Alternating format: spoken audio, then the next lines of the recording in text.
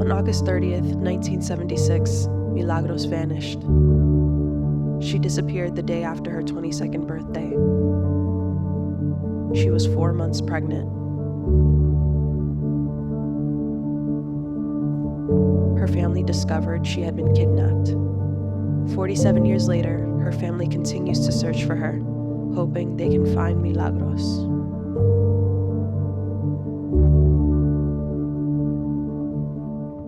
What do you remember feeling? And share to me what your mom too was going through, Milagros' mother, and maybe your other siblings.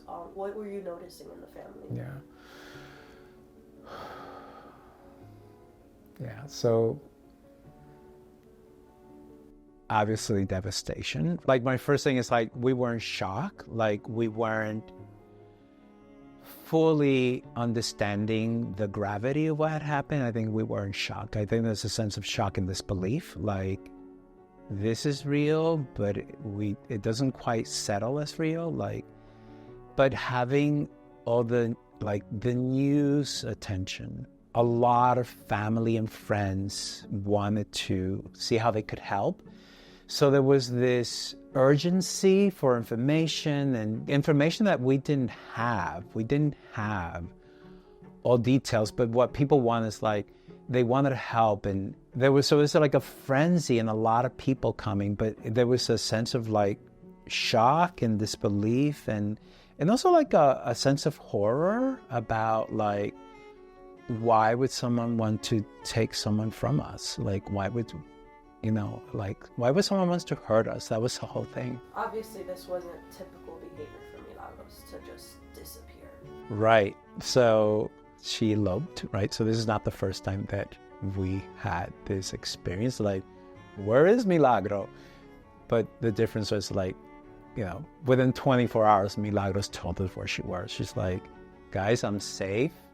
And we're like, yeah, but what happened? And she's like, my boyfriend and I eloped, and we made a decision, and so, yes, that was a very different experience because we knew what had happened, and we knew that that's what Milagro was. Like, she was a very responsible person. Like, in hindsight, we understood why she needed to do what she needed to do then. And we also knew that she was that kind of a person. She was very responsible, and she was also very much, like, willing to take responsibility and, tell us what happened. So this was obviously the opposite of that, which is, this is unlike her to not call. This is unlike her to not communicate to anyone if this was her leaving on her own volition. We really felt that this was not characteristic of her. Like, when people say, like, well, she's an adult, and, like, there were so many theories that people wanted to share with us to comfort us by saying, like, could it be that she didn't want to hurt your feelings and leave? And we're like, that's not who Milagros was. Milagros wouldn't leave without telling us what happened.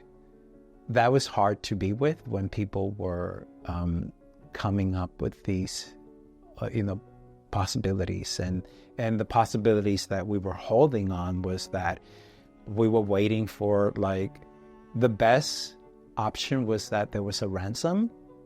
Like, if you give us this amount of money, we'll release her. That was the best, that was what we were holding hope for, that we would have someone reach out to us, so through the police, and have some sort of hostage negotiation with my sister. I mean, it makes sense that people want to comfort us, but it didn't make sense to us, to her siblings, and to my parents. It did not make sense what people were saying. What would you do as, like, a community together when you were searching for her within those first few weeks of her missing? What do you remember about, like, maybe community gathering or things like that? We didn't have a whole lot of opportunity to do, like, memorials. Like, that was never an option for us because we just didn't know, like, that we needed to gather people in that way. Like, people gathered, like, so people came to us. They came always people came to us, whether it was our church community, whether it's extended family, neighbors. Like, there were so many people that were moved by this story. And it was more like, and how can we help? So it wasn't like, let's sit and grieve, or let's sit. It was never anything like that. It was always, we would make coffee and tea for people, we would serve a beverage, but it wasn't like we were having a memorial. It was like we were just keeping each other company and talking about like updating strategy, what's happening, has anybody heard anything? So it was always a working community meeting rather than let's sit together and be with the loss. Yeah, to me, we never actually had that until much later on. It's not that we didn't talk about Milagros, but we never talked about, at least any of my siblings and I, like, we never had like the space to talk about how it felt to lose our sister, because my mom's grief took up most of the space. And I don't mean that like she did this consciously, like her grief around this tragic loss was all we could support. Like we just didn't even have the opportunity to say to one another, like, what is this like for you? We just didn't. We didn't have the space, or no one came to me and said, like, how did you feel about your sister's kidnapping? Like, sudden disappearance. And like, I don't remember anyone other than my peers.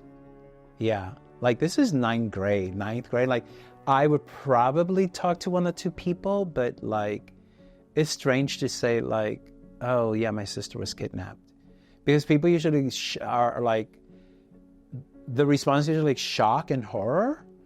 And I'm like, yeah, that's my life right now. Like, shock and horror is my life, right? So, but my mom was the person who actually got to express it.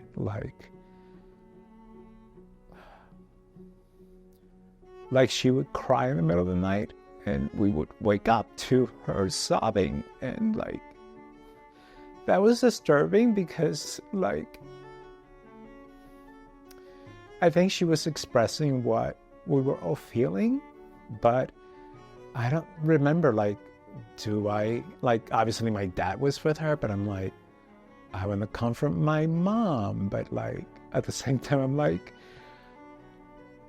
I don't know how to do that. Like she took up the whole day, right? Like we did what she needed, obviously. Having my mom, like, having these moments where, like, when no one was around, like, she would express her grief, like, profound pain. Yeah, it's pretty rattling to, be a 9-year-old and, like, I want my mom to, soothe my mom, and like, yeah, it's hard. So you can imagine like what it's like to want to comfort your mom and not able to. Yeah, so that's pretty, that's pretty rattling when you're like, wow, this. So one thing is like what we experienced in the day, we have a lot of support, and we're able to talk, at least my mom was able to talk about, what's being done. But I don't think that my mom ever broke down in front of her friends about how she experienced her grief and her pain. I think she reserved that, pretty much in the middle, like when she was with my dad, and obviously in Brooklyn, small apartment, is like, you crying behind doors, everyone will hear you. Right? It's like, if you're not just being tearful, if you're like actually like letting it out, if you're sobbing, someone is going to know you are sobbing. But no, my mom would have these guttural cries. Yeah. She refused to accept the reality by seeking answers. Like, she was someone whom just refused to accept that reality, like that she's gone for good. Like, my mother had this perseverance in her that I'm grieving, but I'm not ready. I'm not ready to give up on my daughter. So when the search was sort of dimming down, like after a year, the reality started sinking in that there was no further information collected from, police investigation. There was just no indication, that there was no lead. My mom was a very religious woman. She was Roman Catholic, very, very conservative, and she was very devoted to the church community. She was, I remember she was a member of in English, the Great Dames of the Sacred Heart, Las Damas del Sagrado Corazón. It's like, to me, I thought it's like, oh, it's a sorority for older women, but it was like this cursillista sisterhood that she was part of. So she was pretty connected to the church and to this community. Yeah, so she had a strong knit connection with these women. And I remember that my mom would, obviously go to church, be in prayers and all that, but my mom would share with me other things that she was doing that she wouldn't share with her strong knit female friends. And my mom started taking me to clairvoyant people, not from me, but like I was always accompanying her. And she would have all these consultations about, do you know she's alive? Do you know she's dead? And we would go like at least once a month, and usually late at night, we would come sometimes 2:00 in the morning, and I had to go to school. I was middle school, and we would have these experiences where she refused to accept that no one will find answers for her. And she was very devoted. She was always in prayers around let me know what I need to know. She was always very much asking for guidance, but she also looked everywhere. I don't think a lot of my siblings may know this about my mom, but my mom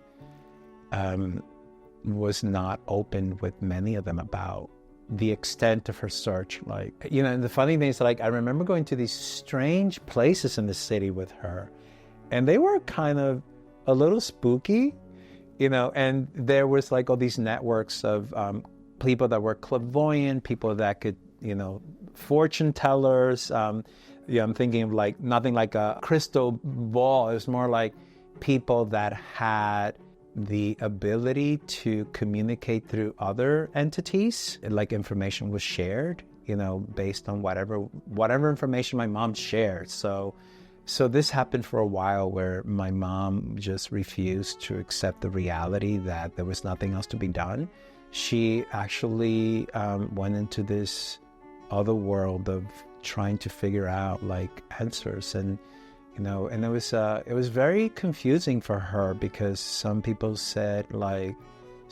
say yeah, she's still alive, she's still out there, and my mom would have a lot of hope, and she would want to make sure that we keep on with investigations. So obviously there were a lot of requests, could you follow up? But not for me, but for my siblings. And I remember often when the news was we can't know these things, or she's dead. There were a couple of those, she's dead, and my mom would be devastated. She would be sobbing, and she wouldn't be able to speak about. And I was could you tell me what they told you? I always wanted to go in with her, and she wouldn't allow me. She you gotta wait in the waiting room. I'm oh God, but so that was our experience of her wanting to protect me, but also needing me to be with her. And some days she'll be able to process with me, this is what they said. And a lot of these prayers, I think that they were just shams. It's do this, do a cleansing, come back and get more information. Yeah, that sounds really shady. But my mom was nothing but optimistic. She's I want to know what happened to my daughter. So that happened for, I say, a couple of years after. I'd say probably happened after the first year of her kidnapping, that my mom sought the advice of people that might give her some indication about her, whether she's alive or if she's not alive. And that was always like, like good news or bad news. But never did we get like clarity as to where her body was, if she was dead or if she was alive. There's never been anyone that could pinpoint, her actual whereabouts. I was really curious about how do they get to tell things that you don't know. And she did say that this person's could speak through another voice, like there was some sort of, they were possessed by some other entity that was not them, and that this communication was not coming from the person. So they're like, wow, that's really interesting. But I never got to witness that. But I actually believed my mom when she said this person was speaking in a men's voice and she's a female. I'm like, wow, that's kind of spooky and strange, right? When you're 10, you're like, that sounds weird. But like, okay, it seems like there's some credibility. Like who can, in the absence of technology, who can actually mimic someone's voice so powerfully that my mom really felt that this was an actual, not only was it a different gender, but this was actually some other person speaking to this person. So that gave validity, and I felt like, wow, that was really cool. Like fortune tellers can do that. So that was one of those like, yes, there's hope. And then there was I don't know what sort of voice it was, but my mom said, like, yes, this person is telling me that my daughter is dead and I should mourn her loss. And that was crushing for her to get that information from having many other losses, siblings, my parents, talking about my nephew. My sense of how we've experienced loss is that we actually begin grieving after like the burials and the the memorials and the funerals and all of the rituals that we do. But with my sister, like what I remember about the is she alive, is she dead, it's like you don't get to go through the grief because she's not dead. We didn't do we have this thing we call los 9 días, which is you mourn a week or 9 days after the passing, and it's like this beautiful ritual where people come and sit with you. It's in the Jewish tradition, they have this something called sitting Shiva, where you just go and sit with the family.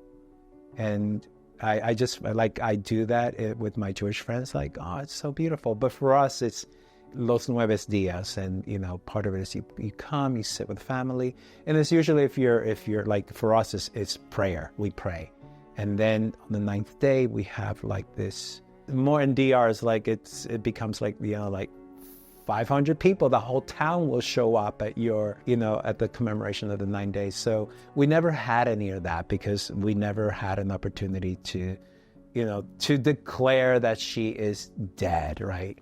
So we never got to really get on the grief or the bereavement part of our tragedy because we didn't. And my sense is that this experience of my mom kind of informed a lot of how we ended up. It's like, we don't know. It's like 47 years later now, today, it's like 2 months and 47 years later, we don't know if she is dead or if she is alive.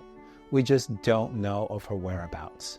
It's a very different type of grief as opposed to people that have some sort of closure, where you don't get to have full closure because there is that possibility that maybe she is still out there. My siblings and I have always been very clear that our search is for her to come back to us, whether it is we search for her remains, if they have been retrieved by agencies that do this. Her remains may be somewhere in a warehouse. So our goal has always been to give her what we say a proper Christian burial.